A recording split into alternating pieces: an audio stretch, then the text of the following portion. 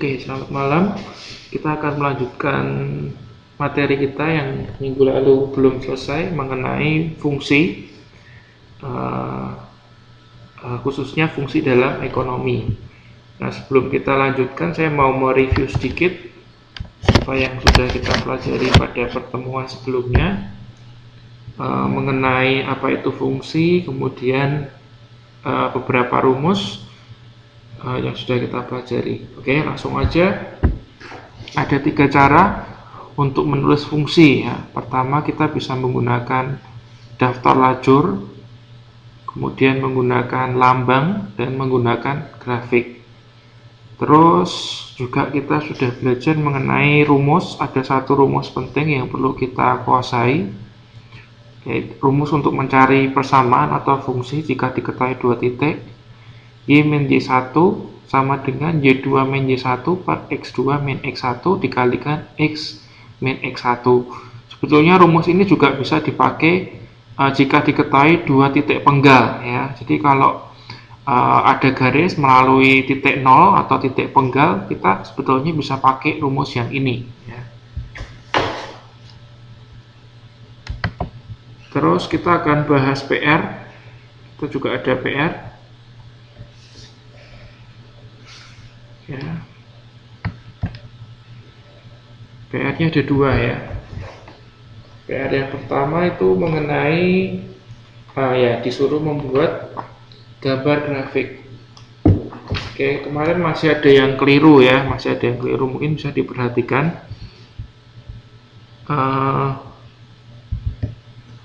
Jadi ada fungsinya adalah fx sama dengan 2x kuadrat min 5. Kemudian diketahui daerah domainnya adalah min 3, min 2, min 1, 0, 1, dan 2 ya. Jadi diketahui x-nya min 3 sampai dengan 2. Jadi anggota himpunan X atau anggota domainnya adalah min 3, min 2, min 1, 0, 1, dan 2. Nah, langkah pertama adalah kita membuat grafik ya. Langkah pertama kita membuat membuat tabel ya. Tabel kolom pertama kita bisa tuliskan X-nya.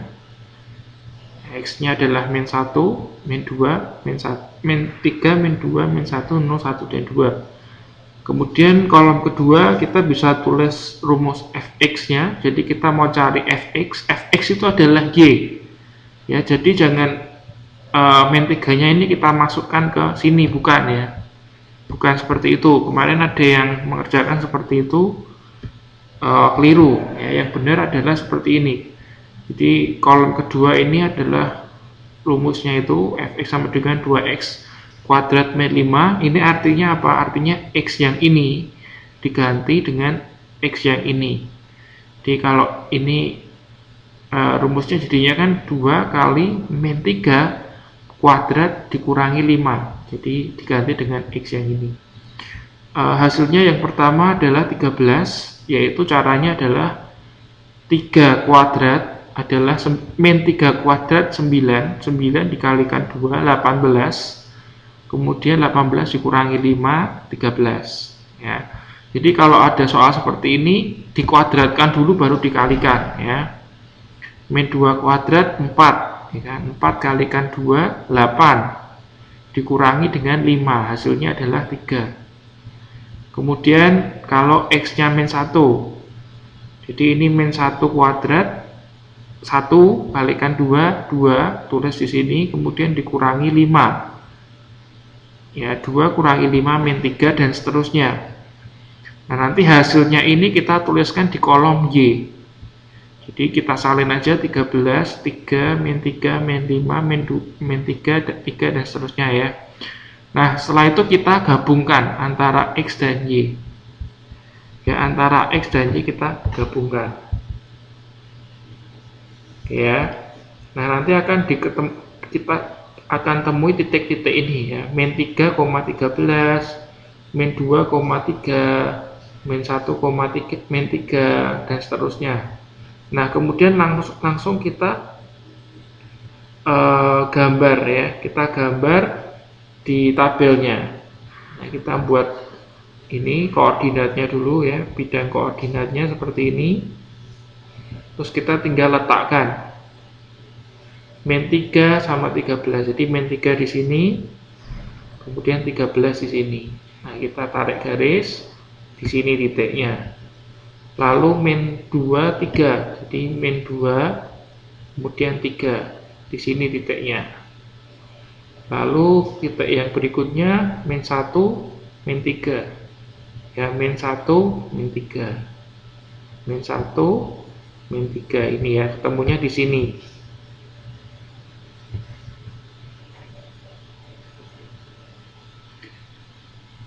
Lalu titik yang berikutnya adalah titik 0.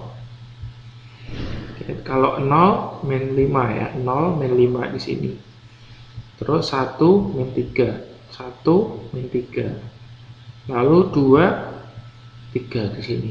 Nah, 0 titik-titik ini kita gabungkan. Oke. Titik. Nah, kalau kita lihat di sini kurvanya berbentuk melengkung gini ya.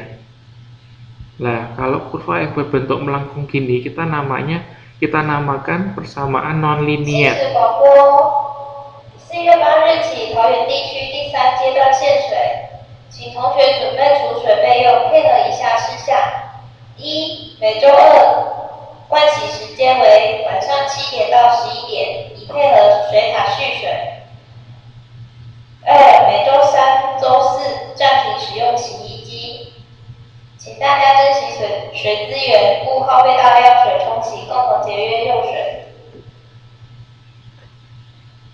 Attention please, the water supply is cut off from Wednesday to Thursday a week.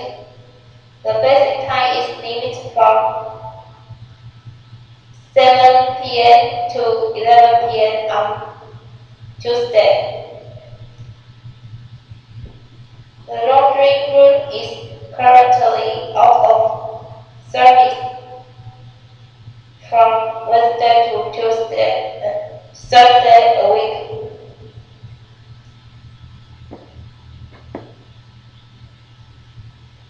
Oke, barusan ada pengumuman.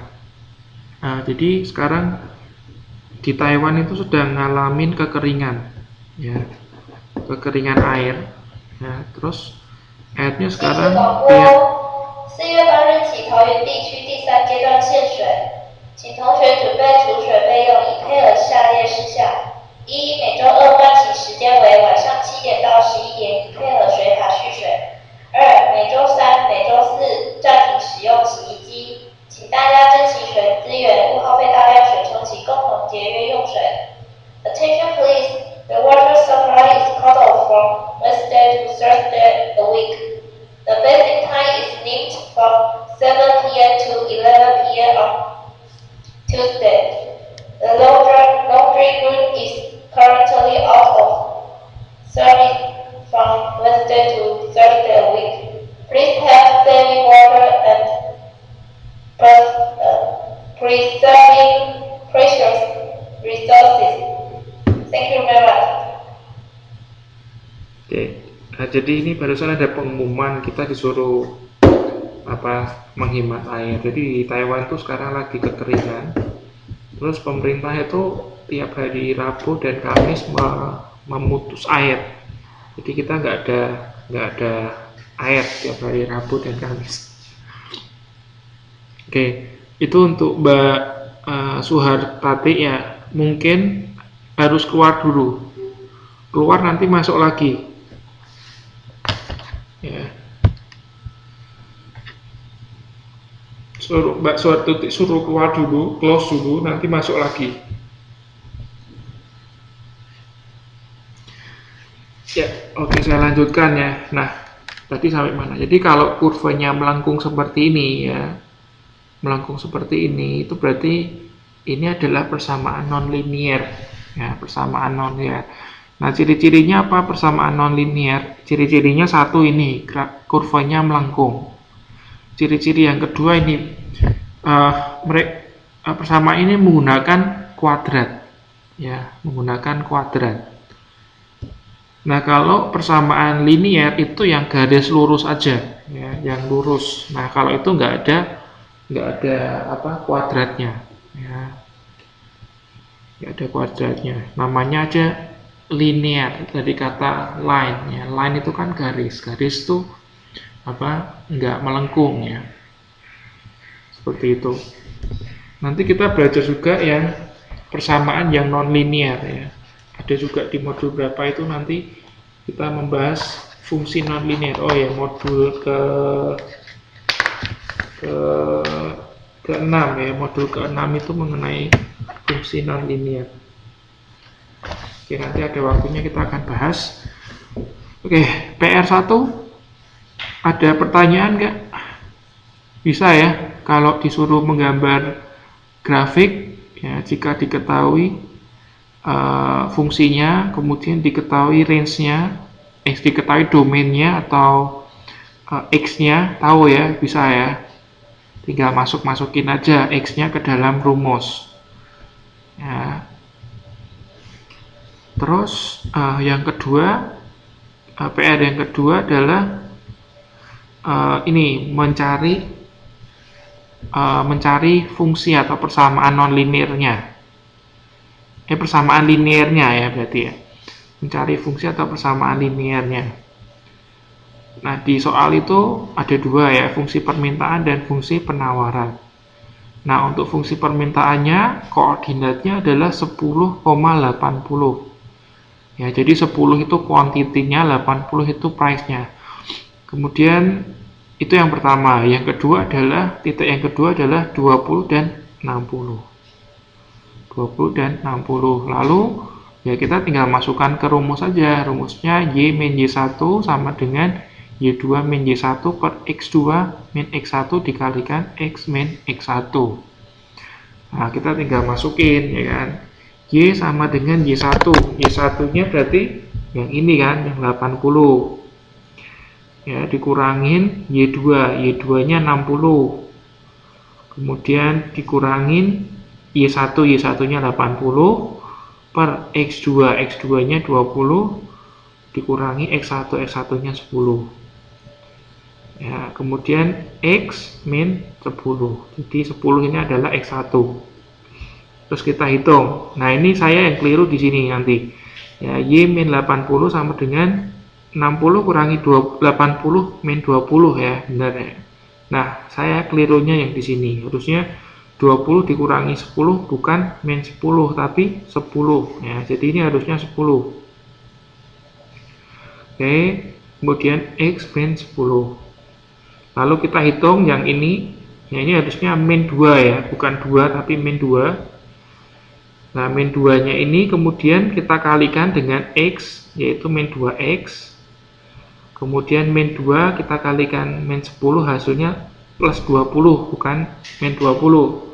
Ya, min kalikan min adalah plus 20. Nah, kemudian Y-nya min 80 karena dipindah ke ruas sebelah kanan. Yang awalnya min jadi positif. Nah, terus akhirnya kita tambahkan ya, di min 2X ditambah 100, karena kan ini tadi 100, bukan min. Di min 20, plus 20 ditambah 80 adalah 100.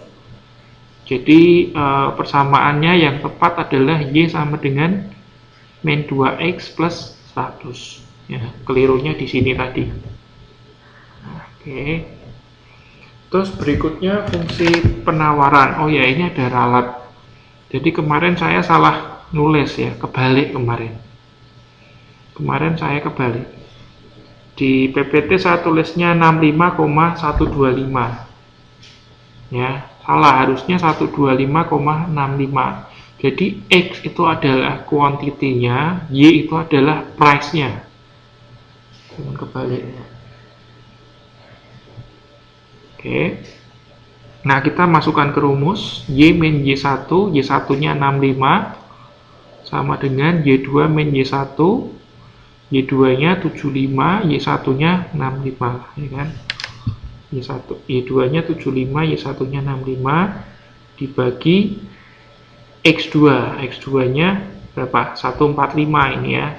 Dikurangin X1, X1-nya 125 dikalikan X min X1, X1-nya 125. Terus kita hitung 75 kurangi 65 adalah 10, 145 dikurangi 125 adalah 20. Ya, 10 per 20 berapa? Setengah kan? Di setengahnya di sini. Kemudian kita kalikan. Loh, kepotong Pak. Oke, ini kepotong nih ya. Harusnya ini bawah ada.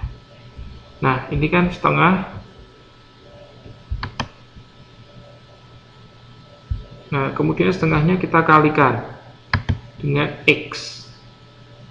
Jadinya setengah X, kemudian 125 kita kalikan setengah, hasilnya 62 setengah. Ya, lalu min 25, min 65-nya ini kita pindah ruas ke sini, jadinya min pindah jadi plus. Ya, jadinya 0,5x ditambah 2,5. Jadi min 62 setengah ditambah 65 itu adalah plus 2 setengah. Nah, jadi ini persamaan untuk fungsi penawarannya. Kemarin ada yang benar nggak? Soalnya PR-nya kemarin ada yang benar nggak?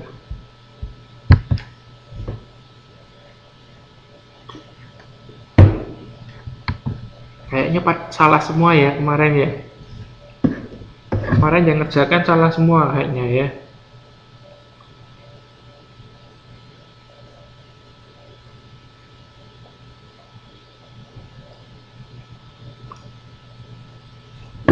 Oke, enggak apa-apa. Pokoknya Anda itu ya sudah tahu ya sekarang ya. Sampai di sini ada pertanyaan nggak, Mbak Nita, Mbak Sumi, mengenai PR? Gampang ya, tinggal masukkan ke rumus saja. Pokoknya rumusnya jangan lupa aja ya. Jadi ini rumus untuk permintaan. Jadi Anda bisa ganti juga. Tadi kan Y itu kan adalah Q-nya kan. Ya, Y itu adalah quantity. Bisa Y-nya diganti Q, X-nya diganti P boleh juga. Ya, Anda bisa tulis QD, D maksudnya demand, karena permintaan itu kan bahasa Inggrisnya demand ya. QD sama dengan 2P tambah 60, tambah 100 tadi ya, min 2P tambah 100. Yang ini juga boleh ya, fungsi penawaran Y nya diganti dengan Q juga boleh ya. Q itu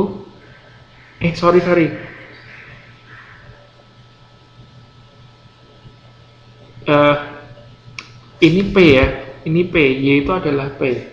Jadi P sama dengan min 2Q tambah 60. Ya, keliru saya. Ya, Y itu P, Q itu X. Ya, jadi ini bisa diganti P, ini diganti Q. Ya.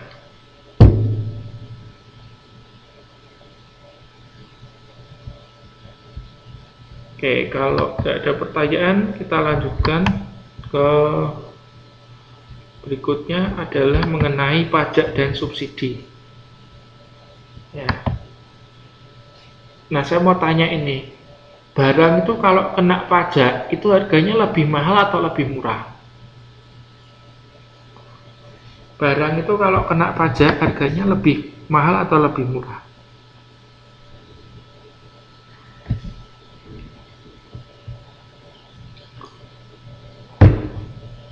Lebih mahal ya. Karena biasanya kalau ada pajak itu oleh produsen, barangnya dinaikin ya kan, pajaknya dilimpahkan ke konsumennya gitu ya. Nah, sebaliknya kalau subsidi enggak ya, kalau subsidi itu malah ngurangin ya kan, harga barangnya lebih murah. Nah, kemudian ada catatan ini ya, catatannya gini, kalau pajak itu mengurangkan fungsi penawaran, ingat-ingat ya. Kalau pajak itu mengurangkan fungsi penawaran, sedangkan kalau subsidi itu menambahkan fungsi penawaran. Ya. Jadi ini yang dikurangkan dan ditambahkan adalah fungsi penawaran loh ya, bukan fungsi permintaan. Ya, fungsi permintaan tidak terpengaruh. Yang berpengaruh adalah fungsi penawaran. Dan ini bukan masalah harga loh ya, fungsi penawaran itu tidak terkait dengan harga. Jadi ini di sini kalau pajak itu mengurangkan ya, fungsi penawaran, bukan mengurangkan harga. Oke. Jangan keliru ya. Diingat sekali lagi, saya ulangin, pajak itu mengurangkan fungsi penawaran, kalau subsidi menambahkan fungsi penawaran. Ya, hanya fungsi penawarannya saja yang berubah. Kalau fungsi permintaannya tidak berpengaruh. Oke, itu kuncinya, Anda pegang ya. Nah, kita masuk langsung ke contoh soal. Ya, contoh soalnya gini. Misal diketahui ada fungsi permintaan QD sama dengan 15 min PD. Kemudian ada fungsi penawarannya atau supply-nya IS sama dengan 2PS min 6. Nah, kemudian pemerintah memberikan pajak sebesar Rp3 per unit. Ada 4 hal yang ditanyakan. Yang pertama adalah P dan Q keseimbangan sebelum pajak.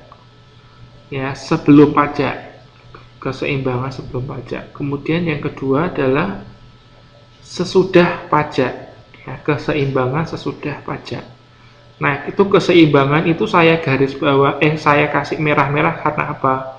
Ya, namanya seimbang itu pasti sama ya, sama dengan ya. Nah, jadi untuk P dan Q seimbang itu artinya apa? QD dan QS itu sama. Jadi QD sama dengan QS. Rumusnya gitu. Ya, itu seimbang. Nah, terus yang ketiga yang ditanyakan adalah beban pajak yang ditanggung konsumen berapa? Dan yang keempat adalah besar pajak yang diterima pemerintah. Oke, kita akan bahas sama-sama.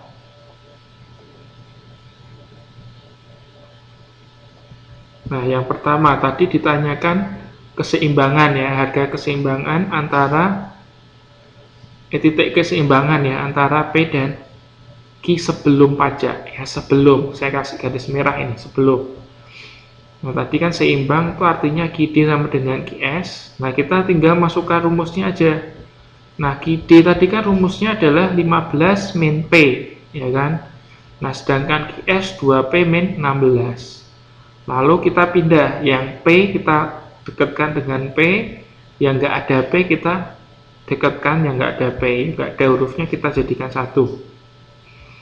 Di min P, 2P pindah ruas jadinya min 2P, min 6, ini pindah ruas ke sini kan, 15 pindah ruas jadinya min 15, ya jadi dari plus ke min.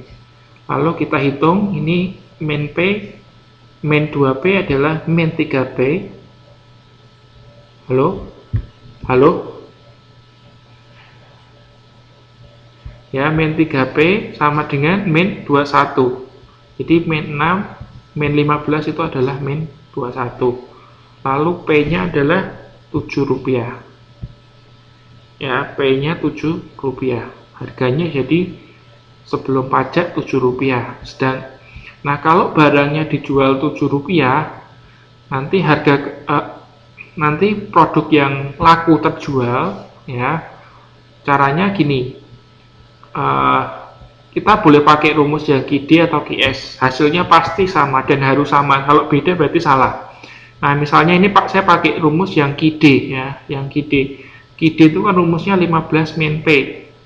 Nah, jadi P-nya ini kita ganti dengan 7. 15 kurangi 7 adalah 8. Jadi kalau harganya itu Rp7, yang laku 8 unit. Itu sebelum pajak ya. Nah, tadi saya bilang kan, ini untuk cari Q-nya ini Anda bisa pakai QD atau QS. Coba ya, kita coba ke QS-nya. Coba kita ke QS-nya. Kan QS rumusnya adalah 2P min 6 ya. Jadi P-nya kita ganti 7. Ya, 7 kalikan 2, 14. Ya, 14 kurangi 6 berapa? 14 kurangi 6 8 kan? Sama ya. Jadi sama. Kalau beda berarti salah. Ya, berarti Anda ngitungnya keliru. Harusnya sama. Kalau dimasukkan ke sini atau ke sini harus sama. Oke, itu jawaban nomor 1. Jadi P dan Q keseimbangan sebelum pajak. Untuk P-nya Rp7, untuk Q-nya 8 unit. Oke.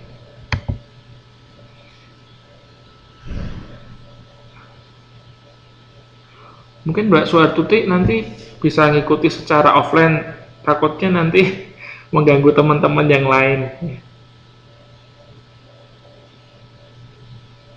Mungkin jaringan Mbak Suhartuti lagi masalah ini, jaringannya lagi error di tempat Mbak.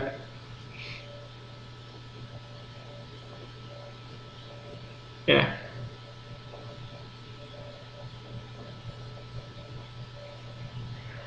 Ya oke, saya lanjutkan. Yang lain coba simak saya aja, nanti Anda nggak fokus takutnya ya. Oke, nah yang kedua adalah yang ditanyakan P dan Q setelah pajak atau sesudah pajak. Ya, setelah dikenakan Rp3 per unit. Nah, saya mau ngulangin lagi ini ya. Kalau pajak itu mengurangkan fungsi penawaran. Kalau subsidi itu menambahkan fungsi penawaran. Jadi ini kan pajak kan, jadi mengurangkan fungsi penawaran. Nah, jadi yang dikurangkan ini ya QS-nya.